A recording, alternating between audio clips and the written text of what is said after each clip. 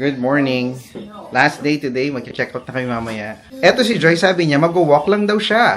Pero madami siyang bitbit. Grabe ka? Okay, so we're packing our things. As you can see, no, mga last minute na lang.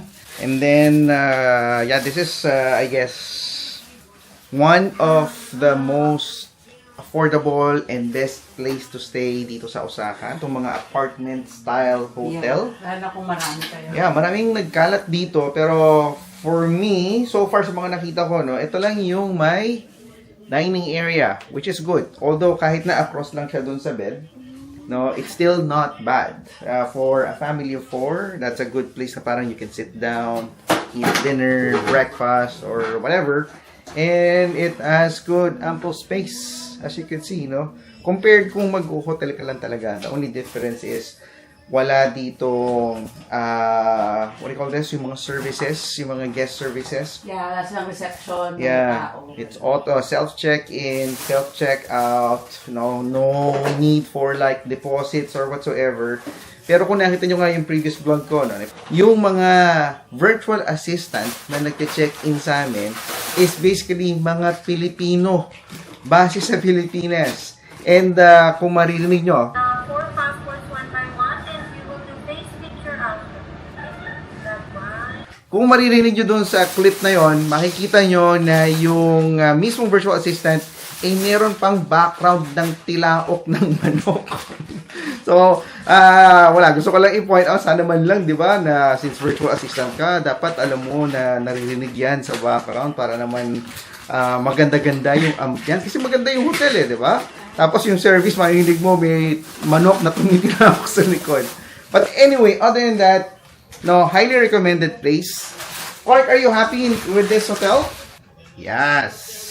Yun. So, pasado siya sa pamilya. Yung AC nga pala, it becomes a heater as well. Medyo ngayon, binukos na natin kasi sa labas medyo umuulan, kaya medyo gloomy. Pero typically, pag umaga, maganda yung sikat ng araw dito sa lugar na to. That is for mama. Wow, talagang pinuno niya na ang huling check-in luggage namin. You got me so bad, you make it all slow down, not getting closer, you're killing me. You got it so bad. Gusto pa nga talaga namin mag-extend kaso wala lang talagang oras.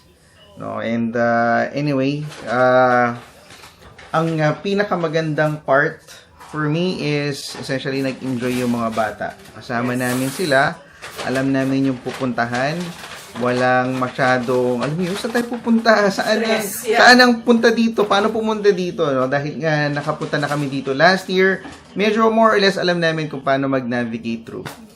So, maya-maya lang, punta na tayo sa airport. Okay guys, magche-check out na kami. Nagbayad kami ng extra, I think $15 per 15 minutes. Something around that range.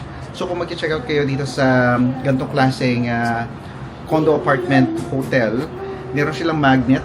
See this? Ilalagay mo lang yan dito sa front door. And then, essentially, you are already checked out. So, lakad na tayo papunta sa Okat. We are in the airport na.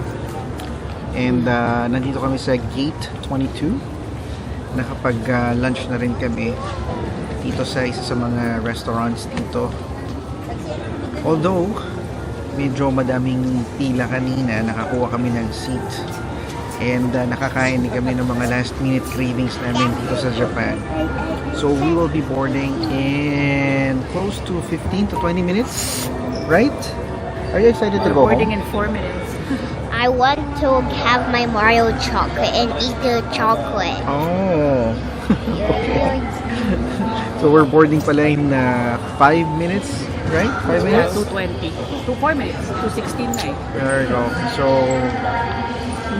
I hope lang it's not gonna be a full flight para at least medyo maluwag-luwag naman tayo as compared nung unang punta. Nung unang punta nagulat ako dahil medyo packed talaga yung aeroplano. Hopefully with this flight, medyo mas komportable. And then sana walang delays at makarating tayo ng maayos sa NAIA Terminal 1. Actually, hindi pa nga kami nakakaalis. Etong si Joyce, nagbo-book na kagad at nagtitingin na ng flight going to Cebu. Tama ba yun? Oo, bakit? Talagang sinusulit. Kasi nga, Kasi dati yung sister ko from Singapore, so baka gusto nila mag-beach. well, that's another point. Pero yung parang pinaka-reason kasi is, if we're gonna be flying next year, it looks like, it's just gonna be the three of us ang lilipad. Dahil nga si Calvin has a different schedule because of college, no? Adulting na nga talaga, kumbaga. So, kaya naisip din namin, tama ba na since magkakasama na kami ngayon, sulitin natin, di ba? So, tingnan natin kung papala rin tayo at makakapunta tayo sa iba pang lugar dito sa Philippines while we are here. The next morning. Nandito tayo ngayon sa Kiwami Restaurant. Ano ba yung Kiwami? Ha? Ano ang Kiwami? It's Japanese master kitchens. So, para It's siya like a food court of Japanese. food court ng mga Japanese restaurant.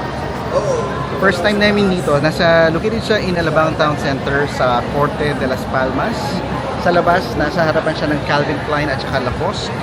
So, pakita ko sa inyo mamaya kung ano ang pwede nyong makain at mga options, food options sa loob ng Kiwami.